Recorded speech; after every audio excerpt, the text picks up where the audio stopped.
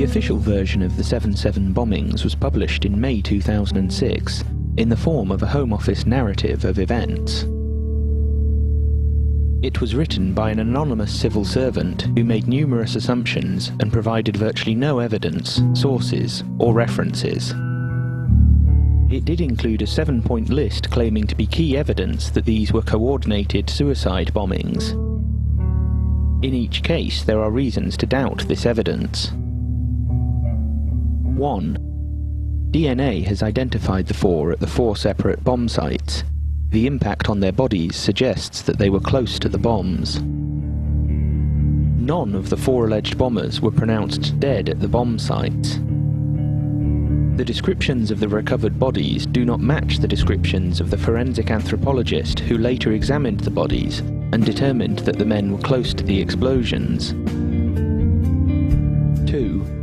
3 of the men, Khan, Tanweer and Hussein, have so far been forensically linked to the suspected bomb factory at 18 Alexandra Grove. The men were linked to various trivial or inconclusive items in the alleged bomb factory. They were not linked to the plastic tubs of sludge that supposedly made up the main explosive. The tubs mostly contained a mixture that did not have explosive properties. 3. The car in which 3 of the men travelled from Leeds to Luton contained explosive devices and other material consistent with bomb making. None of the men were forensically linked to these other explosive devices, and the items consistent with bomb making are consistent with many other activities. The suggestion that they assembled their bombs in the boot of the car in Luton Station car park, in front of CCTV cameras and members of the public, is ridiculous. 4. The 4 were identified together by CCTV at various points before the bombings, carrying large and heavy rucksacks, consistent with bombs of the size and nature used in the attacks. The CCTV was not released until 3 years after the bombings, and only shows the 4 travelling from Leeds to Luton and then to London. It does not show them boarding the tube trains or travelling on them.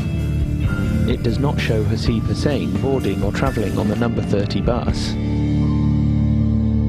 In most cases, the official excuse for this is that the CCTV was not working. 5. Witness accounts suggest 2 of the men were fiddling in their rucksacks shortly before the explosions.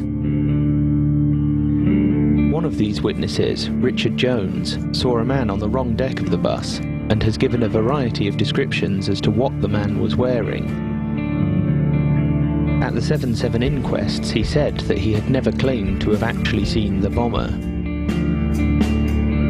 The other witness, Danny Biddle, was very badly injured in the explosion and was in a coma for weeks. His description of an Asian man fiddling with a small rucksack on his lap does not fit with point 4, the CCTV showing the men carrying large rucksacks. The key evidence contradicts itself. 6. There is no evidence at the bomb sites of remote detonation, nor of any material at the bomb factory which would suggest that they intended to construct remote detonators. The fact that Hussein seems to have bought a battery that morning may provide further indication that they were using self-detonating devices. There is no evidence at the bomb sites of manual detonation, or of the type of explosive used, or of the precise locations of the explosions within the carriages. Hussein may have bought a battery, but he may not have bought a battery.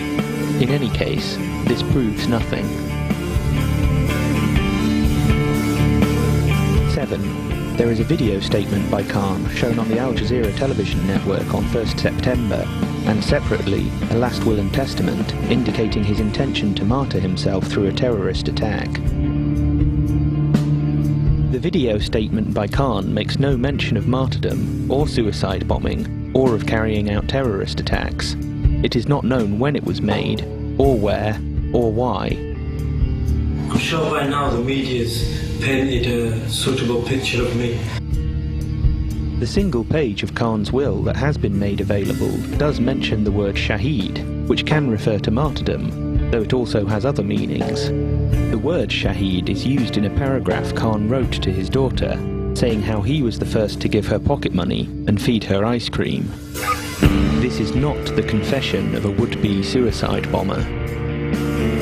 The narrative did not mention a different video that Khan made where he said goodbye to his baby daughter.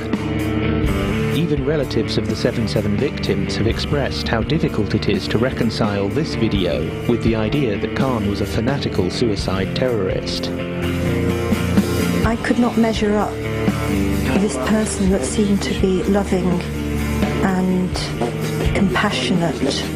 This person on the video looked ordinary, normal, trustworthy, decent. And that filled me with a fear.